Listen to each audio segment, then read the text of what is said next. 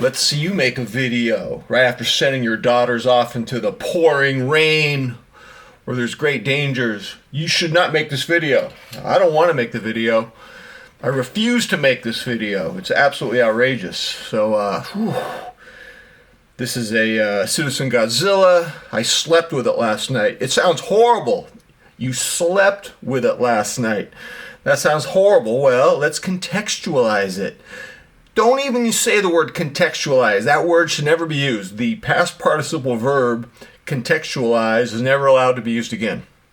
Anyways, you got to give it some context.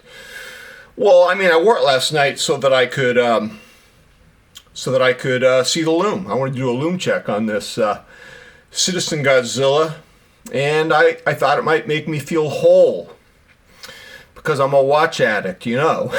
Speaking of watch addicts, I'm such a watch addict that it's raining right now here in Los Angeles.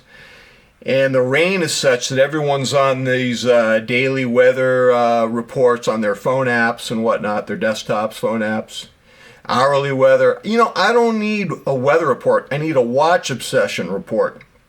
I need to check the cumulus cloud and high pressure system in my watch brain. That's what I'm talking about.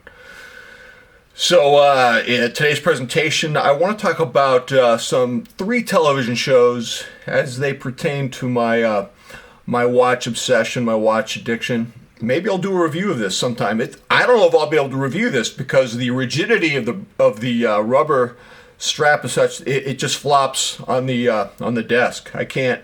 I would have to hold it. It'd be very disconcerting. I don't know. Maybe this is it. I don't know. I don't know what to do, but I want to talk about 3 television shows as they pertain to my watch addictive and watch obsessive ways. First of all, thank you for hanging out with us. Us? Is there more than one? Well, it's me and Godzilla. I can use the plural pronoun. No, you can't. Don't do that. That's disgusting. All right. So here we are. We're hanging out, and you know, we're hanging out on YouTube. Which, you know what, man? Of course, it would be better if we were hanging out in real life, having a watch meetup at Mimo's or wherever. But you know what? In life, you take what you can get. You know, when I was a kid, I loved chocolate. And on Easter, my parents would get me an Easter bunny. And it's got to be, these Easter bunnies made of chocolate, they had to be the worst chocolate on earth. I mean, it was just like sugar and wax, maybe just a hint of chocolate. And, you know, maybe that's what hanging out's like on YouTube. Maybe this is our chocolate Easter bunny. This is all we can get. We can't get... sometimes in life you take what you can get. I mean, if you're a watch addict, you probably don't have a lot of... I hang out with Pedro. He's not a watch addict. I hang out with my Tom, the wrestling Hall of Fame wrestler. He's not a watch addict. Who else do I hang out with down here in Torrance? I got Tom, Pedro... And Adam in L.A., he's not in Torrance, he's in L.A. Adam's not into watches. So the 3 dudes I talk, in fact, Adam just called me. He goes, you're one of the few dudes I can call randomly and have a nice hour conversation with. I took that as a thanks, Adam. So, I mean, this is where we go, man. We go on YouTube, talk about our watch addiction. So I've been pretty happy lately about the watch addiction. I have not kind of had a cooling off period with it, which I really enjoyed. It's a great relief not to think about watches too much. My wife and I discovered a show about addicts called Loudermilk. Loudermilk is one word. Ron Livingston from Office Space. He also played Berger in Sex and the City. Berger, Sex and the City. He was the character in Office Space. So Loudermilk. He is a music critic, very caustic, very self-destructive. He insults people without even trying. He's very self-destructive. He's an addict. He comes from an addictive family. I come from an addictive family, so I'm relating to it. And then there is a young woman, an actress I'd never seen before. In the show, her name is Claire. I think her name is Anja something in real life. What's her name? I don't know what her name is. Anja Savic. Something like that. Anja Savic, I think. Anyway, super beautiful woman. And there's a plot that haunted me. She meets a guy in college and wants to date him, and they go dating. Then he discovers she's in recovery. And when he discovers that she's in recovery, it's just too much for him. He doesn't want to go down that road, and he rejects her. This beautiful woman being rejected haunted me. You know, I'm sure I was rejected a lot in my younger years for the same reason. I think even if you don't know that someone comes from a family that has addiction in it, sometimes your instincts, you know, are such that you're repelled and you just run away. It's too much. And so I've had to deal with that all my life. And so I look at it, contextualizing the watch obsession in terms of addiction and family addiction. And if you read books about addiction, one of the things you have to do is realize you didn't go through the normal stages of childhood, and you have to go back and reparent yourself. And easier said than done. So I was at the mall a couple weeks ago, and I ran into an acquaintance. Hardly knew the guy. He knows me a little bit, and he starts telling me about Loudermilk, and I'm telling him about how I watch Loudermilk, and that he's into it because he's in recovery. He's an alcoholic, and he was only in recovery for like 2 weeks when I saw him 2 weeks ago. So wish him luck. I wish him luck. I think you guys should watch Loudermilk because it's a bunch of broken misfit toys. And if they were into watches like I am, I'm sure they'd go to bed with their Citizen Godzilla. What a beast. You know, I had the original Echozilla, which this is based on 20 years ago. This never changed. Really, I mean, this is a different color. This is gunmetal gray. Has pretty good lume, but this is really, in fact, even the strap is the same strap. Pretty rigid. Might put it in boiling water. Last time I had this, about 7 years into it, the strap cracked. So I'm 62 now. Based on that, I will be close to 70 when I need a strap replacement. Something to worry about, McMahon. So I wanted to share Loudermilk with you. It's a bunch of broken misfit toys trying to repair each other, trying to parent each other. It's heartwarming, but it's funny. It's over-the-top scandalous. One of the Farrelly brothers is the creator-writer of it. So I'm big on Loudermilk as part of the one of those TV shows that has had a big impact on me.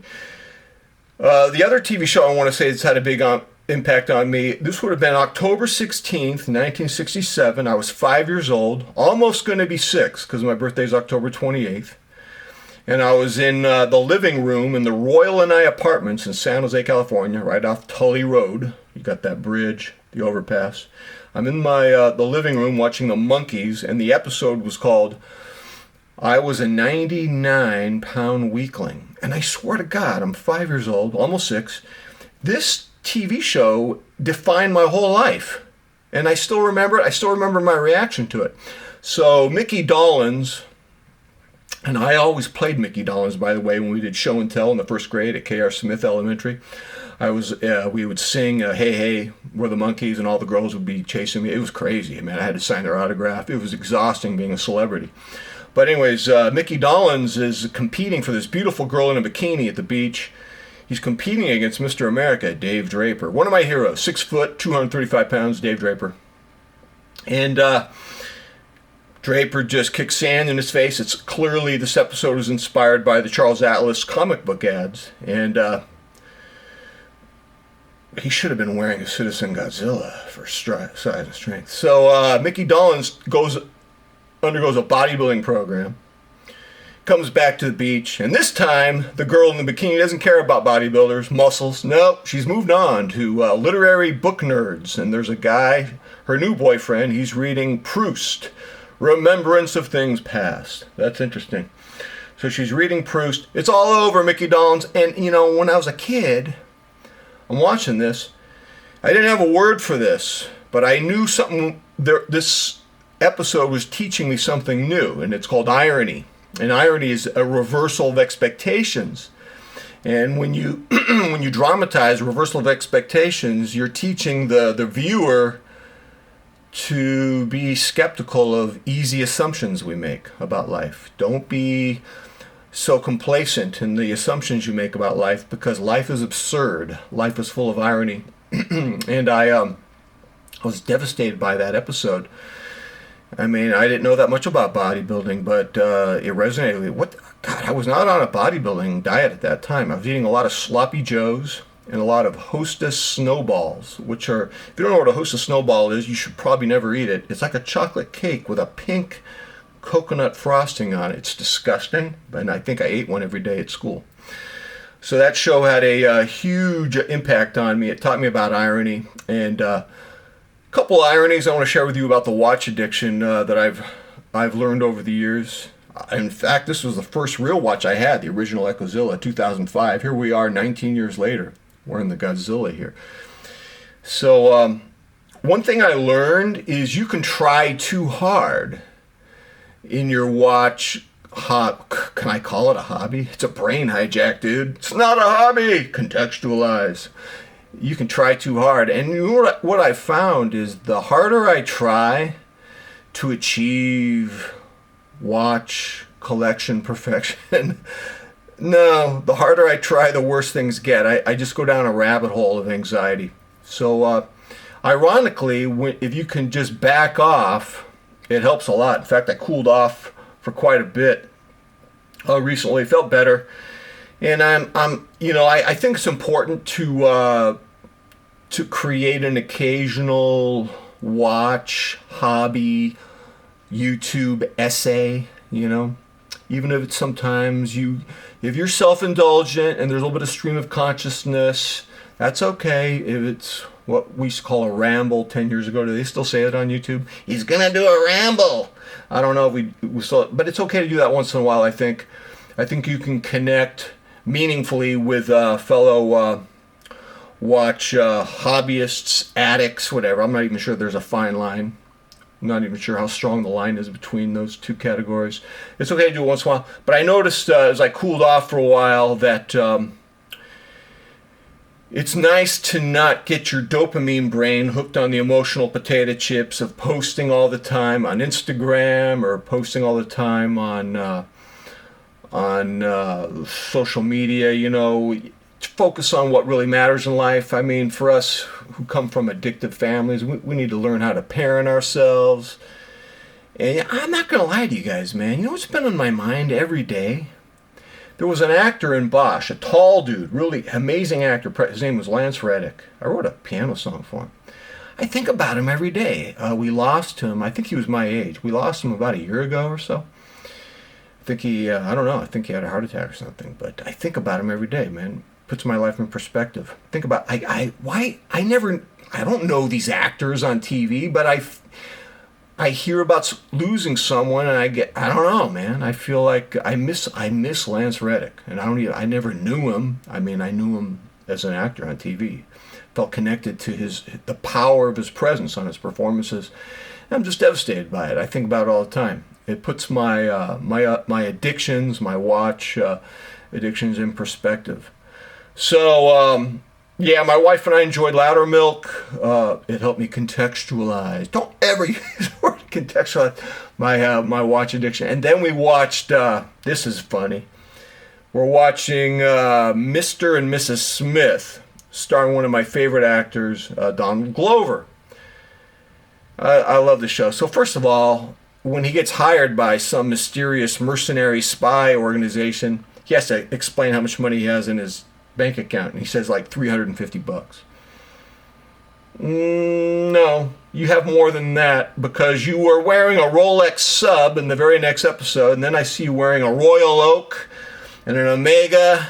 Dude, so it's funny, when I see an international spy on TV wearing these amazing watches, I don't get jealous, I don't have FOMO. It's like Nicorette gum. It's like, oh, I can live vicariously through these amazing watches, these amazing scenarios, and I don't have to freak out. And I'm okay with my Citizen Godzilla, which I wore to bed last night. It just sounds bad. You wore a watch to bed. It sounds infantile. Well, you know what? If you're a broken misfit toy, you wear your watch to bed. I enjoyed the loom. I enjoyed wearing it to bed. So. That's my presentation today. It's crazy rain here in Los Angeles. Perhaps I don't know what to tell you about this watch. It's giant. I mean, my wrist is 8 inches. I'm not sure I'd wear this watch if my wrist was smaller. I'm about 230 pounds as of making this video, so I mean, about 6 foot. So I don't know, man. What, I'm giving you height and weight specs? But, so I don't know, man. I'm not sure I would recommend this for everyone, but I have to confess, I enjoy wearing it. It has a fun factor. Ladies and gentlemen, tell me what you think, man. Is it okay to hang out on YouTube once in a while? Is it kind of the cheap milk chocolate Easter bunny of human engagement? Is that what it is? I don't know. You tell me. All right. Until next time, I'm out.